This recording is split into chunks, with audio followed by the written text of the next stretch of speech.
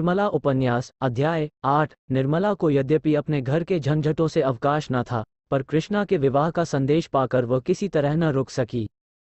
उसकी माता ने बहुत आग्रह करके बुलाया था। सबसे बड़ा आकर्षण ये था कि कृष्णा का विवाह उसी घर में हो रहा था जहां निर्मला का विवाह पहले तय हुआ था। आश्चर्य यही था कि इस बार ये लोग बिना कुछ दहेज लिए कैसे विवाह करने पर तैयार हो गए। निर्मला को कृष्णा के विषय में बड़ी चिंता हो रही थी। समझती थी मेरी ही तरह वह भी किसी के गले मर दी जाएगी। बहुत चाहती थी कि माता की कुछ सहायता करूं, जिससे कृष्णा के लिए कोई योग्य वर मिले, लेकिन इधर वकील साहब के घर बैठ जाने और महाजन के नालिश कर देने से उसका हाथ भी तंग था। ऐसी दशा में ये खबर पाकर उसे बड़ी शांति मिली। चलने की तैयारी कर ली। वकील साहब स्टेशन तक पहुंचाने आए। नन्ही बच्ची से उन्हें बहुत प्रेम था, छोड़ते ही न थे। यहाँ तक कि निर्मला के साथ चलने को तैयार हो गए, लेकिन विवाह से 1 महीने पहले उनका ससुराल जा बैठना निर्मला को उचित न मालूम हुआ। निर्मला ने अपनी माता से अब तक अपनी विपत्ति कथा न कही थी। जो बात हो गई, उसका रोना रोकर माता को कष्ट देने और रुलाने से क्या फायदा। इसलिए उसकी माता समझती थी निर्मला बड़े आनंद से है। अब जो निर्मला की सूरत देखी तो मानो उसके हृदय पर धक्का सा लग गया। लड़कियां ससुराल से घुलकर नहीं आती, फिर निर्मला जैसी लड़की जिसको सुख की सभी सामग्रियां प्राप्त थीं। उसने कितनी लड़कियों को दूज की चंद्रमा की भांति ससुराल जाते और पूर्ण चंद्र बनकर आते देखा था। मन में कल्पना कर रही थी, निर्मला का रंग निखर गया होगा, देह भरकर सुडौल हो गई होगी, अंग प्रत्यंग की शोभा कुछ और ही हो गई होगी। अब जो देखा तो वह आधी भी न रही थी, न यौवन की चंचलता थी। वह विहसित छवि लो हृदय को मोह लेती है। वह कमनीयता, सुकुमारता जो विलासमय जीवन से आज जाती है, यहाँ नाम को न थी। मुख पीला, चेष्टा गिरी हुई तो माता ने पूछा, क्यों री, तुझे वहां खाने को न मिलता था? इससे कहीं अच्छी तो तू यहीं थी, वहां तुझे क्या तकलीफ थी? कृष्णा ने हंसकर कहा, वहां मालकिन थी कि नहीं? मालकिन को दुनिया भर की चिंताएं रहती हैं, भोजन कब करें? निर्मला, नहीं अम्मा, वहां का पानी मुझे रास नहीं आया, तबीयत भारी रहती है। माता, वकील साहब न्योते में आएंगे न? तब पूछूंगी कि आपने फूल सी लड़की ले जाकर उसकी यह गत बना डाली। अच्छा, अब ये बता कि तूने यहाँ रुपये क्यों भेजे थे? मैंने तो तुमसे कभी न मांगे थे, लाख गई गुजरी हूँ, लेकिन बेटी का धन खाने की नीयत नहीं। निर्मला ने चकित होकर पूछा, किसने रुपये भेजे थे? अम्मा, मैंने तो नहीं भेजे। माता, झूठ न बोल, तूने 500 रुपये के नोट नहीं भेजे थे? कृष्णा, भेजे नहीं थे तो क्या आसमान से आ गए? तुम्हारा नाम साफ लिखा था, मोहर भी वहीं की थी। निर्मला, तुम्हारे चरण छूकर कहती हूँ, मैंने रुपये नहीं भेजे। ये कब की बात है? माता, अरे 2-2.5 महीने हुए होंगे। अगर तूने नहीं भेजे तो आए कहाँ से? निर्मला, यह मैं क्या जानूं, मगर मैंने रुपये नहीं भेजे। हमारे ये तो जब से जवान बेटा मरा है, कचहरी ही नहीं जाते। मेरा हाथ तो आप ही तंग था, रुपये कहाँ से आते? माता, ये तो बड़े आश्चर्य की बात है। वहां और कोई तेरा सगा संबंधी तो नहीं है? वकील साहब ने तुमसे छिपाकर तो नहीं भेजे? निर्मला, नहीं अम्मा, मुझे तो विश्वास नहीं। माता, इसका पता लगाना चाहिए। मैंने सारे रुपये कृष्णा के गहने कपड़े में खर्च कर डाले, यही बड़ी मुश्किल हुई। दोनों लड़कों में किसी विषय पर विवाद उठ खड़ा हुआ और कृष्णा उधर फैसला करने चली गई तो निर्मला ने माता से कहा, इस विवाह की बात सुनकर मुझे बड़ा आश्चर्य हुआ। ये कैसे हुआ अम्मा? माता, यहाँ जो सुनता है दांतों उंगली दबाता है। जिन लोगों ने पक्की की कराई बात फेर दी और केवल थोड़े से रुपये के लोभ से वे अब बिना कुछ लिए कैसे विवाह करने पर तैयार हो गए, समझ में नहीं आता। उन्होंने खुद ही पत्र भेजा। मैंने साफ लिख दिया कि मेरे पास देने लेने को कुछ नहीं है, कुछ कन्या ही से आपकी सेवा कर सकती हूँ। निर्मला इसका कुछ जवाब नहीं दिया। माता, शास्त्री जी पत्र लेकर गए थे। वह तो यही कहते थे कि अब मुंशी जी कुछ लेने के इच्छुक नहीं है, अपनी पहली वादा खिलाफ पर कुछ लज्जित भी हैं। मुंशी जी से तो इतनी उदारता की आशा न थी, मगर सुनती हूँ उनके बड़े पुत्र बहुत सज्जन आदमी है, उन्होंने कह सुनकर बाप को राजी किया है। निर्मला, पहले तो वो महाशय भी थैली चाहते थे न? माता, हाँ, मगर अब तो शास्त्री जी कहते थे कि दहेज के नाम से चिढ़ते हैं। सुना है यहाँ विवाह न करने पर पछताते भी थे। रुपये के लिए बात छोड़ी थी और रुपये खूब पाए, स्त्री पसंद नहीं। निर्मला के मन में उस पुरुष को देखने की प्रबल उत्सुकता हुई जो उसकी अवहेलना करके अब उसकी बहन का उद्धार करना चाहता है। प्रायश्चित सही, लेकिन कितने ऐसे प्राणी हैं जो इस तरह प्रायश्चित करने को तैयार हैं? उनसे बातें करने के लिए, नम्र शब्दों से उनका तिरस्कार करने के लिए, अपनी अनुपम छवि दिखाकर उन्हें और भी जलाने के लिए निर्मला का हृदय अधीर हो उठा। रात को दोनों बहिनें एक ही कमरे में सोई। मोहल्ले में किन किन लड़कियों का विवाह हो गया, कौन कौन लड़कोरी हुई, किस किस का विवाह धूमधाम से हुआ, किस किस के पति उनके इच्छानुकूल मिले, कौन कितने और कैसे गहने चढ़ावे में लाया, इन्हीं विषयों में दोनों में बड़ी देर तक बातें होती रहीं। कृष्णा बार बार चाहती थी कि बहन के घर का कुछ हाल पूछूं, मगर निर्मला उसे पूछने का अवसर न देती थी। जानती थी कि यह जो बातें पूछेगी उसे बताने में मुझे संकोच होगा। आखिर एक बार कृष्णा पूछ ही बैठी, जीजाजी भी आएंगे ना? निर्मला आने को कहा तो है। कृष्णा, अब तो तुमसे प्रसन्न रहते हैं न, या अब भी वही हाल है? मैं तो सुना करती थी दुहाजूपति स्त्री को प्राणों से भी प्रिय समझते हैं, वहां बिल्कुल उल्टी बात देखी। आखिर किस बात पर बिगड़ते रहते हैं? निर्मला, अब मैं किसी के मन की बात क्या जानूं? कृष्णा, मैं तो समझती हूँ तुम्हारी रुखाई से वह चिढ़ते होंगे। तुम तो यहीं से जली हुई गई थी, वहां भी उन्हें कुछ कहा होगा। निर्मला, ये बात नहीं है। कृष्णा, मैं सौगंध खाकर कहती हूँ, जो मेरे मन में उनकी ओर से जरा भी मैल हो, मुझसे जहां तक हो सकता है उनकी सेवा करती हूँ। अगर उनकी जगह कोई देवता भी होता तो भी मैं इससे ज्यादा और कुछ न कर सकती। उन्हें भी मुझसे प्रेम है, बराबर मेरा मुख देखते रहते हैं, लेकिन जो बात उनके और मेरे काबू के बाहर है, उसके लिए वह क्या कर सकते हैं और मैं क्या कर सकती हूँ? न वह जवान हो सकते हैं, न मैं बुढ़िया हो सकती हूँ। जवान बनने के लिए वह न जाने कितने रस और भस्म खाते रहते हैं, मैं बुढ़िया बनने के लिए दूध घी सब छोड़े बैठी हूँ। सोचती हूँ मेरे दुबलेपन ही से अवस्था का भेद कुछ कम हो जाए, लेकिन न उन्हें पौष्टिक पदार्थों से कुछ लाभ होता है, न मुझे उपासों से। जब से मनसाराम का देहांत हो गया है, तब से उनकी दशा और खराब हो गई है। कृष्णा, मनसाराम को तुम भी बहुत प्यार करती थी। निर्मला, वो लड़का ही ऐसा था कि जो देखता था, प्यार करता था। ऐसी बड़ी बड़ी डोरेदार आंखें मैंने किसी की नहीं देखी। कमल की भांति मुख हरदम खिला रहता था। ऐसा साहसी कि अगर अवसर आ पड़ता तो आग में फांद जाता। कृष्णा, मैं तुमसे कहती हूँ, जब वह मेरे पास आकर बैठ जाता तो मैं अपने को भूल जाती थी। जी चाहता था वह हरदम सामने बैठा रहे और मैं देखा करूं। मेरे मन में पाप का लेश भी न था। अगर एक क्षण के लिए भी मैंने उसकी ओर किसी और भाव से देखा हो तो मेरी आंखें फूट जाएं, पर न जाने क्यों उसे अपने पास देखकर मेरा हृदय फूला न समाता था। इसीलिए मैंने पढ़ने का स्वांग रचा, नहीं तो वह घर में आता ही न था। यह मैं जानती हूँ कि अगर उसके मन में पाप होता तो मैं उसके लिए सब कुछ कर सकती थी। कृष्णा, अरे बहन चुप रहो, कैसी बातें मुंह से निकालती हो? निर्मला, हाँ, ये बात सुनने में बुरी मालूम होती है और है भी बुरी, लेकिन मनुष्य की प्रकृति को तो कोई बदल नहीं सकता।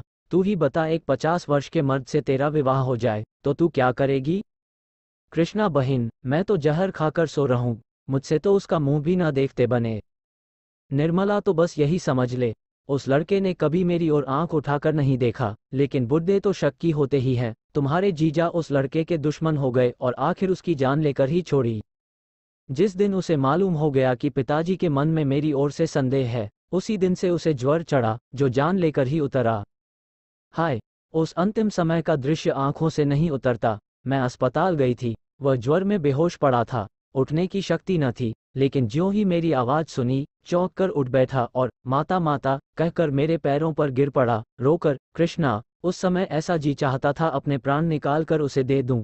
मेरे पैरों पर ही वह मूर्छित हो गया और फिर आंखें न खोली। डॉक्टर ने उसकी देह में ताज़ा खून डालने का प्रस्ताव किया था। यही सुनकर मैं दौड़ी गई थी, लेकिन जब तक डॉक्टर लोग वह प्रक्रिया आरंभ करें, उसके प्राण निकल गए। कृष्णा, ताज़ा रक्त पड़ जाने से उसकी जान बच जाती। निर्मला, कौन जानता है, लेकिन मैं तो अपने रुधिर की अंतिम बूंद तक देने का तैयार थी। उस दशा में भी उसका मुखमंडल दीपक की भांति चमकता था। अगर वह मुझे देखते ही दौड़कर मेरे पैरों पर न गिर पड़ता, पहले कुछ रक्त देह में पहुंच जाता, तो शायद बच जाता। कृष्णा, तो तुमने उन्हें उसी वक्त लिटा क्यों न दिया?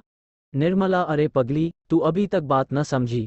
वह मेरे पैरों पर गिरकर और माता पुत्र का संबंध दिखाकर अपने बाप के दिल से वह संदेह निकाल देना चाहता था। केवल इसीलिए वह उठा था। मेरा क्लेश मिटाने के लिए उसने प्राण दिए और उसकी वह इच्छा पूरी हो गई। तुम्हारे जीजाजी उसी दिन से सीधे हो गए। अब तो उनकी दशा पर मुझे दया आती है। पुत्र शोक उनके प्राण लेकर छोड़ेगा। मुझ पर संदेह करके मेरे साथ जो अन्याय किया है, अब उसका प्रतिशोध कर रहे हैं। अब की उनकी सूरत देखकर तू डर जाएगी। बूढ़े बाबा हो गए हैं, कमर भी कुछ झुक चली है। कृष्णा, बूढ़े लोग इतनी शक्की क्यों होते हैं बहन? निर्मला, ये जाकर बुद्धों से पूछो। कृष्णा, मैं समझती हूँ, उनके दिल में हरदम एक चोर सा बैठा रहता होगा कि इस युवती को प्रसन्न नहीं रख सकता, इसलिए जरा जरा सी बात पर उन्हें शक होने लगता है। निर्मला जानती तो है, फिर मुझसे क्यों पूछती है? कृष्णा, इसीलिए बेचारा स्त्री से दबता भी होगा, देखने वाले समझते होंगे कि यह बहुत प्रेम करता है। निर्मला, तूने इतने दिनों में इतनी बातें कहाँ सीख ली? इन बातों को जाने दे, बता, तुझे अपना वर पसंद है? उसकी तस्वीर तो देखी होगी? कृष्णा, हाँ, आई तो थी, लाऊं, देखोगी? एक क्षण में कृष्णा ने तस्वीर लाकर निर्मला के हाथ में रख दी। निर्मला ने मुस्कराकर कहा, तू बड़ी भाग्यवान है कृष्णा, अम्मा जी ने भी बहुत पसंद किया। निर्मला, तुझे पसंद है कि नहीं, सो कह, दूसरों की बात ना चला। कृष्णा लजाती हुई, शक्ल सूरत तो बुरी नहीं है, स्वभाव का हाल ईश्वर जाने, शास्त्री जी तो कहते थे ऐसे सुशील और चरित्रवान युवक कम होंगे। निर्मला, यहाँ से तेरी तस्वीर भी गई थी? कृष्णा, गई तो थी, शास्त्री जी ही तो ले गए थे। निर्मला, उन्हें पसंद आई? कृष्णा, अब किसी के मन की बात मैं क्या जानूं, शास्त्री जी कहते थे, बहुत खुश हुए थे। निर्मला, अच्छा, बता, तुझे क्या उपहार दूं? अभी से बता दे, जिससे बनवा रखूं। कृष्णा, जो तुम्हारा जी चाहे, देना। उन्हें पुस्तकों से बहुत प्रेम है, अच्छी अच्छी पुस्तकें मंगवा देना। निर्मला, उनके लिए नहीं पूछती, तेरे लिए पूछती हूँ। कृष्णा, अपने ही लिए तो मैं कह रही हूँ। निर्मला तस्वीर की तरफ देखती हुई, कपड़े सब खद्दर के मालूम होते हैं? कृष्णा, हाँ, खद्दर के बड़े प्रेमी हैं, सुनती हूँ कि पीठ पर खद्दर लाद कर देहातों में बेचने जाया करते हैं, व्याख्यान देने में भी चतुर हैं। निर्मला, तब तो मुझे भी खद्दर पहनना पड़ेगा, तुझे तो मोटे कपड़ों से चिढ़ है। कृष्णा, जब उन्हें मोटे कपड़े अच्छे लगते हैं तो मुझे क्यों चिढ़ होगी, मैंने तो चरखा चलाना सीख लिया है। निर्मला, सच? सूत निकाल लेती है? कृष्णा, हाँ बहिन, थोड़ा थोड़ा निकाल लेती हूँ। जब वह खद्दर के इतने प्रेमी हैं तो चरखा भी जरूर चलाते होंगे, मैं न चला सकूंगी तो मुझे कितना लज्जित होना पड़ेगा। इस तरह बात करते करते दोनों बहिनें सोई। कोई 2 बजे रात को बच्ची रोई तो निर्मला की नींद खुली। देखा तो कृष्णा की चारपाई खाली पड़ी थी। निर्मला को आश्चर्य हुआ कि इतनी रात गए कृष्णा कहाँ चली गई। शायद पानी वानी पीने गई हो, मगर पानी तो सिरहाने रखा हुआ है, फिर कहाँ गई है? उसे 2-3 बार उसका नाम लेकर आवाज दी, पर कृष्णा का पता न था। तब तो निर्मला घबरा उठी, उसके मन में भांति भांति की शंकाएं होने लगी। सहसा उसे ख्याल आया कि शायद अपने कमरे में न चली गई हो। बच्ची सो गई तो वह उठकर कृष्णा के कमरे के द्वार पर आई। उसका अनुमान ठीक था, कृष्णा अपने कमरे में थी, सारा घर सो रहा था और वह बैठी चरखा चला रही थी। इतनी तन्मयता से शायद उसने थिएटर भी न देखा होगा। निर्मला दंग रह गई, अंदर जाकर बोली, यह क्या कर रही है री, ये चरखा चलाने का समय है? कृष्णा चौंक कर उठ बैठी और संकोच से सिर झुकाकर बोली, तुम्हारी नींद कैसे खुल गई, पानी वानी तो मैंने रख दिया था। निर्मला, मैं कहती हूँ, दिन को तुझे समय नहीं मिलता, जो पिछली रात को चरखा लेकर बैठी है? कृष्णा, दिन को फुर्सत ही नहीं मिलती। निर्मला, सूत देखकर, सूत तो बहुत महीन है। कृष्णा, कहाँ बहन, ये सूत तो मोटा है, मैं बारीक सूत काट कर उनके लिए साफा बनाना चाहती हूँ, यही मेरा उपहार होगा।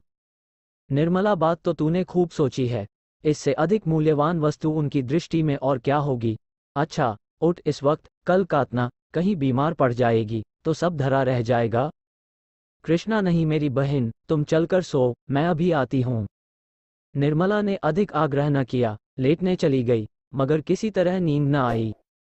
कृष्णा की उत्सुकता और यह उमंग देखकर उसका हृदय किसी अलक्षित आकांक्षा से आंदोलित हो उठा। ओह, इस समय इसका हृदय कितना प्रफुल्लित हो रहा है, अनुराग ने इसे कितना उन्मत्त कर रखा है। तब उसे अपने विवाह की याद आई, जिस दिन तिलक गया था, उसी दिन से उसकी सारी चंचलता, सारी सजीवता विदा हो गई थी। अपनी कोठरी में बैठी वह अपनी किस्मत को रोती थी और ईश्वर से विनय करती थी कि प्राण निकल जाए। अपराधी जैसे दंड की प्रतीक्षा करता है, उसी भांति वह विवाह की प्रतीक्षा करती थी, उस विवाह की जिसमें उसके जीवन की सारी अभिलाषाएं विलीन हो जाएंगी, जब मंडप के नीचे बने हुए हवन कुंड में उसकी आशाएं जलकर भस्म हो जाएंगी। महीना कटते देर न लगी, विवाह का शुभ मुहूर्त आ पहुंचा, मेहमानों से घर भर गया। मुंशी तोताराम एक दिन पहले आ गए और उसके साथ निर्मला की सहेली भी आई। निर्मला ने बहुत आग्रह न किया था, वह खुद आने को उत्सुक थी। निर्मला की सबसे बड़ी उत्कंठा यही थी कि वर के बड़े भाई के दर्शन करूंगी और हो सकता तो उसकी सुबुद्धि पर धन्यवाद दूंगी। सुधा ने हंसकर कहा, तुम उनसे बोल सकोगी? निर्मला, क्यों, बोलने में क्या हानि है? अब तो दूसरा ही संबंध हो गया, और मैं न बोल सकूंगी तो तुम तो हो ही। सुधा, न भाई, मुझसे यह न होगा। मैं पराये मर्द से नहीं बोल सकती, न जाने कैसे आदमी हो। निर्मला, आदमी तो बुरे नहीं है, और फिर उनसे कुछ विवाह तो करना नहीं, जरा सा बोलने में क्या हानि है? डॉक्टर साहब यहाँ होते तो मैं तुम्हें आज्ञा दिला देती। सुधा, जो लोग हृदय के उदार होते हैं, क्या चरित्र के भी अच्छे होते हैं, पराई स्त्री को घूरने में तो किसी मर्द को संकोच नहीं होता। निर्मला, अच्छा, न बोलना, मैं ही बातें कर लूंगी, घूर लेंगे जितना उनसे घूरते बनेगा, बस अब तो राजी हुई। इतने में कृष्णा आकर बैठ गई। निर्मला ने मुस्कराकर कहा, सच बता कृष्णा, तेरा मन इस वक्त क्यों उचाट हो रहा है? कृष्णा, जीजाजी बुला रहे हैं, पहले जाकर सुना आओ, पीछे गप्पे लड़ाना बहुत बिगड़ रहे हैं। निर्मला, क्या है, तुमने कुछ पूछा नहीं? कृष्णा, कुछ बीमार से मालूम होते हैं, बहुत दुबले हो गए हैं। निर्मला, तो जरा बैठकर उनका मन बहला देती, यहाँ दौड़ी क्यों चली आई? ये कहो, ईश्वर ने कृपा की, नहीं तो ऐसा ही पुरुष तुझे भी मिलता। जरा बैठकर बातें करो, बुढ़े बातें बड़ी लच्छेदार करते हैं, जवान इतने डींगल नहीं होते। कृष्णा, नहीं बहन, तुम जाओ, मुझसे तो वहां बैठा नहीं जाता। निर्मला चली गई तो सुधा ने कृष्णा से कहा, अब तो बारात आ गई होगी, द्वार पूजा क्यों नहीं होती? कृष्णा, क्या जाने बहन, शास्त्री जी सामान इकट्ठा कर रहे हैं। सुधा, सुना है, दूल्हा की भावज बड़े कड़े स्वभाव की स्त्री है। कृष्णा, कैसे मालूम? सुधा, मैंने सुना है, इसीलिए चेताए देती हूँ, चार बातें गम खाकर रहना होगा। कृष्णा, मेरी झगड़ने की आदत नहीं, जब मेरी तरफ से कोई शिकायत ही न पाएंगी तो क्या अनायास ही बिगड़ेगी। सुधा, हाँ, सुना तो ऐसा ही है, झूठ मूठ लड़ा करती है। कृष्णा, मैं तो 100 बात की एक बात जानती हूँ, नम्रता पत्थर को भी मोम कर देती है। सहसा शोर मचा, बारात आ रही है। दोनों रमनियां खिड़की के सामने आ बैठी। एक क्षण में निर्मला भी आ पहुंची। वर के बड़े भाई को देखने की उसे बड़ी उत्सुकता हो रही थी। सुधा ने कहा, कैसे पता चलेगा कि बड़े भाई कौन है? निर्मला, शास्त्री जी से पूछूं तो मालूम हो, हाथी पर तो कृष्णा के ससुर महाशय हैं। अच्छा, डॉक्टर साहब यहाँ कैसे आ पहुँचे? वो घोड़े पर क्या हैं, देखती नहीं हो? सुधा, हाँ, हैं तो वही। निर्मला, उन लोगों से मित्रता होगी, कोई संबंध तो नहीं है? सुधा, अब भेंट हो तो पूछूं, मुझे तो कुछ नहीं मालूम। निर्मला, पालकी में जो महाशय बैठे हुए हैं, वह तो दूल्हा के भाई जैसे नहीं दिखते। सुधा, बिल्कुल नहीं, मालूम होता है, सारी देह में पेट ही पेट है। निर्मला, दूसरे हाथी पर कौन बैठा है, समझ में नहीं आता। सुधा, कोई हो, दूल्हा का भाई नहीं हो सकता, उसकी उम्र नहीं देखती हो, 40 के ऊपर होगी। निर्मला, शास्त्री जी तो इस वक्त द्वार पूजा की फिक्र में हैं, नहीं तो उनसे पूछती। संयोग से नाय आ गया। संदूकों की कुलियां निर्मला के पास थीं। इस वक्त द्वारचार के लिए कुछ रुपये की जरूरत थी, माता ने भेजा था। यह नाई भी पंडित मोटेराम जी के साथ तिलक लेकर गया था। निर्मला ने कहा, क्या अभी रुपये चाहिए? नाई, हाँ बहन जी, चलकर दे दीजिए। निर्मला, अच्छा चलती हूँ, पहले ये बता, तू दूल्हा के बड़े भाई को पहचानता है? नाई, पहचानता काहे नहीं, वह क्या सामने है। निर्मला, कहाँ, मैं तो नहीं देखती। नाई, अरे वह क्या घोड़े पर सवार हैं? वही तो हैं। निर्मला ने चकित होकर कहा, क्या कहता है, घोड़े पर दूल्हा के भाई हैं, पहचानता है या अटकल से कह रहा है? नाई, अरे बहन जी, क्या इतना भूल जाऊंगा, अभी तो जलपान का सामान दिए चला आता हूँ। निर्मला, अरे ये तो डॉक्टर साहब हैं, मेरे पड़ोस में रहते हैं। नाई, हाँ हाँ, वही तो डॉक्टर साहब हैं। निर्मला ने सुधा की ओर देखकर कहा, सुनती ही बहन इसकी बातें? सुधा ने हंसी रोककर कहा, झूठ बोलता है। नाई, अच्छा साहब, झूठ ही सही, अब बड़ों के मुंह कौन लगे। अभी शास्त्री जी से पूछवा दूंगा, तब तो मानिएगा। नाई के आने में देर हुई। मोटेराम खुद आंगन में आकर शोर मचाने लगे, इस घर की मर्यादा रखना ईश्वर ही के हाथ है। नाई घंटे भर से आया हुआ है और अभी तक रुपये नहीं मिले। निर्मला, जरा यहाँ चले आइएगा शास्त्री जी, कितने रुपये दरकार हैं, निकाल दूं? शास्त्री जी भुनभुनाते और जोर जोर से हांफते हुए ऊपर आए और एक लंबी सांस लेकर बोले, क्या है, ये बातों का समय नहीं है, जल्दी से रुपये निकाल दो। निर्मला, लीजिए, निकाल तो रही हूँ, अब क्या मुंह के बल गिर पड़ूं? पहले ये बताइए कि दूल्हा के बड़े भाई कौन हैं? शास्त्री जी, राम राम, इतनी सी बात के लिए मुझे आकाश पर लटका दिया। नाई, क्या न पहचानता था? निर्मला, नाई तो कहता है कि वो जो घोड़े पर सवार है वही है। शास्त्री जी तो फिर किसे बता दे, वही तो हैं ही। नाई घड़ी भर से कह रहा हूं, पर बहन जी मानती ही नहीं। निर्मला ने सुधा की ओर स्नेह, ममता, विनोद, कृत्रिम तिरस्कार की दृष्टि से देखकर कहा, अच्छा, तो तुम ही अब तक मेरे साथ ये त्रिया चरित्र खेल रही थी। मैं जानती तो तुम्हें यहाँ बुलाती ही नहीं। ओफो, बड़ा गहरा पेट है तुम्हारा। तुम महीनों से मेरे साथ शरारत करती चली आती हो, और कभी भूल से भी इस विषय का एक शब्द तुम्हारे मुंह से नहीं निकला। मैं तो 2-4 ही दिन में उबल पड़ती। सुधा, तुम्हें मालूम हो जाता तो तुम मेरे यहाँ आती ही क्यों? निर्मला, गजब रे गजब, मैं डॉक्टर साहब से कई बार बातें कर चुकी हूँ। तुम्हारे ऊपर यह सारा पाप पड़ेगा। देखा कृष्णा, तूने अपनी जेठानी की शरारत, यह ऐसी मायाविनी है, इनसे डरती रहना। कृष्णा, मैं तो ऐसी देवी के चरण धो धोकर माथे चढ़ाऊंगी, धन्य भाग की इनके दर्शन हुए। निर्मला अब समझ गई, रुपये भी तुम्हें न भिजवाए होंगे। अब सिर हिलाया तो सच कहती हूँ, मार बैठूंगी। सुधा, अपने घर बुलाकर के मेहमान का अपमान नहीं किया जाता। निर्मला, देखो तो अभी कैसी कैसी खबरें लेती हूँ। मैंने तुम्हारा मान रखने को जरा सा लिख दिया था और तुम सचमुच आ पहुंची। भला वहां वाले क्या कहते होंगे? सुधा, सबसे कहकर आई हूँ। निर्मला, अब तुम्हारे पास कभी न आऊंगी। इतना तो इशारा कर देती कि डॉक्टर साहब से पर्दा रखना। सुधा, उनके देख लेने ही से कौन बुराई हो गई? न देखते तो अपनी किस्मत को रोते कैसे, जानते कैसे कि लोभ में पड़कर कैसी चीज खो दी। अब तो तुम्हें देखकर लालाजी हाथ मलकर रह जाते हैं। मुंह से तो कुछ नहीं कह सकते, पर मन में अपनी भूल पर पछताते हैं। निर्मला, अब तुम्हारे घर कभी न आऊंगी। सुधा, अब पिंड नहीं छूट सकता। मैंने कौन तुम्हारे घर की राह नहीं देखी है। द्वार पूजा समाप्त हो चुकी थी। मेहमान लोग बैठ जलपान कर रहे थे। मुंशी जी के बगल में ही डॉक्टर सिन्हा बैठे हुए थे। निर्मला ने कोठे पर चिक की आड़ से उन्हें देखा और कलेजा थाम कर रह गई। एक आरोग्य, यौवन और प्रतिभा का देवता था, पर दूसरा, इस विषय में कुछ न कहना ही उचित है। निर्मला ने डॉक्टर साहब को सैकड़ों ही बार देखा था, पर आज उसके हृदय में जो विचार उठे वे कभी न उठे थे। बार बार यह जी चाहता था कि बुलाकर खूब फटकारूं, ऐसे ऐसे ताने मारूं कि वह भी याद करें, रुला रुला कर छोड़ूं, मगर रहम करके रह जाती थी। बारात जनवा से चली गई थी। भोजन की तैयारी हो रही थी। निर्मला भोजन के थाल चुनने में व्यस्त थी। सहसा महरी ने आकर कहा, बिट्टी, तुम्हें सुधा रानी बुला रही है, तुम्हारे कमरे में बैठी हैं। निर्मला ने थाल छोड़ दिए और घबराई हुई सुधा के पास आई, मगर अंदर कदम रखते ही ठिठक गई। डॉक्टर सिन्हा खड़े थे। सुधा ने मुस्कराकर कहा, लो बहन, बुला दिया। अब जितना चाहो फटकारो। मैं दरवाजा रोके खड़ी हूँ, भाग नहीं सकते। डॉक्टर साहब ने गंभीर भाव से कहा, भागता कौन है? यहाँ तो सिर झुकाए खड़ा हूँ। निर्मला ने हाथ जोड़कर कहा, इसी तरह सदा कृपा दृष्टि रखिएगा, भूल न जाएगा। यह मेरी विनय है। यदि आप वीडियो अभी भी देख रहे हो तो प्लीज चैनल को सब्सक्राइब करें एवं वीडियो को लाइक करें। थैंक्स, मिलते हैं अगले पार्ट में, तब तक के लिए बाय बाय।